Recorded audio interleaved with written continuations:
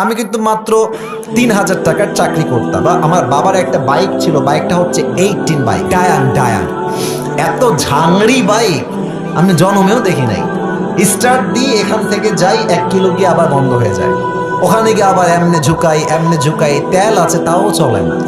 তবুও কোন মতে ঠেলে ঠুলে চালাইছি কয়েক মাস যাবে। আচ্ছা, একটা পর্যায়ে গিয়ে এমন একটা অবস্থা হলো আমার পকেটের, যে তেল যে ভরবো বাইকে ওই টাকা আমার পকেটে নাই। তা আব্বাকে বললাম, আব্বা मैं माफी भी मांगता हूँ, দোয়া भी मांगता हूँ, আমার দ্বারা এই বাইক আর চলবে না, তোমার বাইক তুমিই রাখো। তা আব্বা বললো, কি করবো বাইকটা, আমার পায়ে তো ব্যথা, আমি তো হার্টের রোগী, এটা কি সেল করে দেবো? বললাম বিক্রি করে দাও, আমি এটা বিক্রি করে সাইকেল কিনবো, সাইকেলের চাইতে ভালো হবে আমার জন্য। তো যাই হোক, বাইকটা বিক্রি করব ভাব, মানে এটা এইভাবে কখনো আমি আগে কোনো মাহফিলে বলি নাই, এতটা ব্যাখ্যা দিয়ে বলি নাই, আজকে বলছি বাইকটা বিক্রি করে দিব অভাবের জন্য। বাট বিশ্বাস করেন সেই সময়টা প্রতিদিন তাহাজ্জুদ করতাম, প্রতিদিন আল্লাহকে বলতাম যে আল্লাহ তুমি আমাকে কবুল করো, আমার চেষ্টা কবুল করো। আর আমি দুইজনের ওয়াজ খুব বেশি শুনতাম, এক আজহারের ওয়াজ শুনতাম খুব বেশি, আর একজন আমি আল্লামা দেলোয়ার হোসেন সাঈদীর ওয়াজ খুব বেশি শুনতাম সেই সময়ের কথা। It has been 3 years or maybe 4 years back, 3 বা 4 বছর আগের কথা। তো হঠাৎ করে আমি একদিন জুমার খুতবা দিলাম, আমি আবার বলছি এই কথা কিন্তু আমি কখনো কোথাও আপনারা শোনেন নাই, আমি আজকে বলছি। তো জুমার খুতবা দিলাম, আমি প্রায় 1 বছর যাবৎ জুমার খুতবা দিই, ভিডিও আপলোড হয়, কিন্তু কখনো কোনো রেসপন্স আসে না, আই মিন কেউ দেখে না ভিডিও। এই 10টা-20টা লাইক পড়ে, 2-1জন কমেন্ট করে, মাশাআল্লাহ, আমি তাতেই খুশি, আলহামদুলিল্লাহ, 2-1জন দেখলে আমার জন্য এনাফ বা আমার খুশি কারণ হয়ে যাবে। তো আমার মনে আছে হঠাৎ করে একটা ভিডিও আপলোড হলো আমাকে নিয়ে, মাশাআল্লাহ, ভিডিওর টপিক খুব ভালো ছিল, লাখ লাখ রিচ হয়ে গেল, একদিনেই মনে করেন যে 10-20 লাখ মানুষ দেখে ফেললো সেই ওয়াজটা। পরে মিডিয়ার থেকে আমাকে কল দেওয়া হলো যে আপনি জুমা পড়ান কোথায়, আমরা আপনার ভিডিও রেকর্ড করব। তো অনেক বড় একটা মিডিয়া আমাকে বললো যে আপনার ভিডিও একটা আপলোড দিব, আপনি ইনশাআল্লাহ অনেক দূর যাবেন, আপনার জন্য অনেক বেশি কাজ আসবে, আপনি কাজ করতে পারবেন আপনার দাওয়াতি ফিল্ডে। তো একটা মাহফিল করলাম, মাহফিলটা ছিল পাবনায়। মাহফিল ছিল কোথায়? পাবনায়। তো পাবনায় গেলাম, আমি হলাম 3 নাম্বার বক্তা, দ্বিতীয় বক্তা না, 3 নাম্বার। তো আমাকে যখন ওয়াজে দেওয়া হলো, দ্বিতীয় বক্তা খুবই রাগ, আমার টাইমটা তাকে কেন দেওয়া হচ্ছে, ওকে তো দিয়ে কাজ হবে না, ওকে নামান, একে দিয়ে কাজ হবে না, এটা 3 বছর আগের কথা, বেশি না, 3 বা 4 বছর আগের কথা। তো আমি ওয়াজ শুরু করলাম, কি বলবো, নিজের কথা বলছি না বা এটা আল্লাহর রহমত বলছি বলতে পারেন, আমি আধা ঘন্টা ওয়াজ করেছি, প্রত্যেকটা যুবক, আমি নেমে গেছি ওরা উঠে গেছে, মানে এই হুজুরকে আমরা ছাড়বো না, নেমে গেলাম, সেটা আপলোড হলো ইউটিউবে।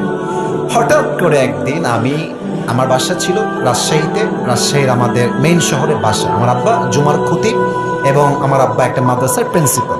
তো আমি বাইপাস দিয়ে যাচ্ছি বাইক নিয়ে, ভাই আমার কাছে কিছুই নাই, বিশ্বাস করে না আছে টাকা, আর আমার 2টা সাদা পাঞ্জাবি ছিল, আর আমি যেই জুমার খুতবা দিতাম, জুব্বা যে পরবো, জুব্বাও ছিল না ভালো, আমার বন্ধু থেকে জুব্বা ধার নিয়ে আসতাম যে বন্ধু দে, জুব্বাটা পরে মাহফিল করব বা একটু দোয়া করব, এই ওয়াজ হবে, আবার তোকে জুব্বা দিয়ে যাব। তো আমি এই অবস্থায় মাহফিলের জন্য বা রাস্তা দিয়ে হাঁটতেছি, তো হঠাৎ করে আমার কাছে একটা কল আসলো, বললো আপনি কি আবরারুল হক আসিফ বলছেন? এটা অনেক আগের কথা, আমার ক্যারিয়ার কিন্তু শুরু হয় না। বললাম জি ভাইয়া, আমি আবরারুল হক আসিফ বলছি, আপনি কে?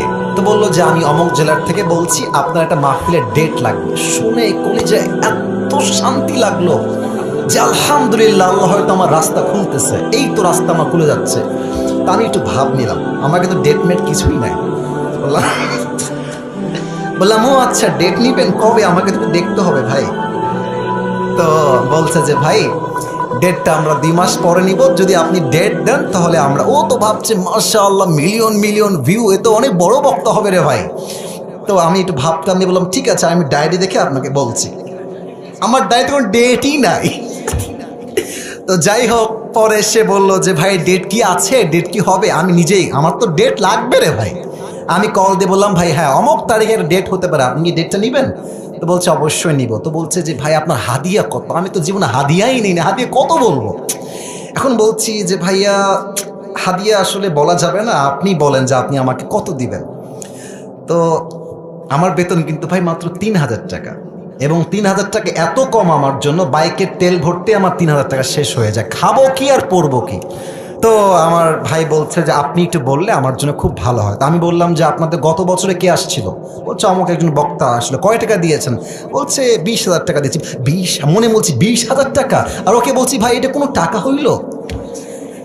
আচ্ছা যাই হোক, অনেক কথাবার্তা বলে সে বলল ঠিক আছে আপনাকে আমরা 25,000 টাকা দিব, গাড়ি ভাড়া সব কিছু মিলিয়ে, খাওয়া দাওয়া মিলিয়ে, থাকা সহ 25,000 টাকা আমি আপনাকে দিব।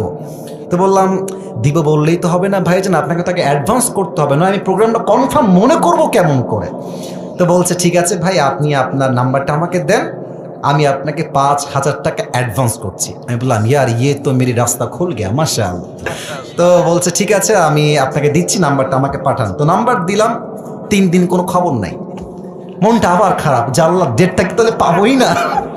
তো 3 দিন পরে আবার আমার ভাই কল দিয়ে বলছে প্রিয় ভাই আপনাকে তো আমি টাকা দিব, বাট আমি টাকা তুলতে পারি নাই এলাকার থেকে, তাই টাকাটা দিতে পারি নাই। তো মার্শাল্লাহ সবাই আমাকে টাকা দিয়ে দিয়েছে, আপনার নাম্বারে আমি এখনই টাকা পাঠাচ্ছি।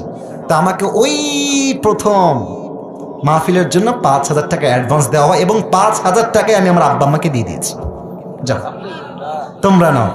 বিশ্বাস করেন ওই যে আমার জার্নি শুরু হলো, আল্লাহু আকবার, কি বলবো। এখন এমন একটা দিন নাই যেই দিন শত শত কল আসে না, আসিফ হুজুরকে লাগবে আপনাদের কি, আমাকে বলে 3 লাখ নিবেন, 2 লাখ নিবেন, 1.5 লাখ নিবেন, কত খালি বলেন না আপনাকে আমরা চাই।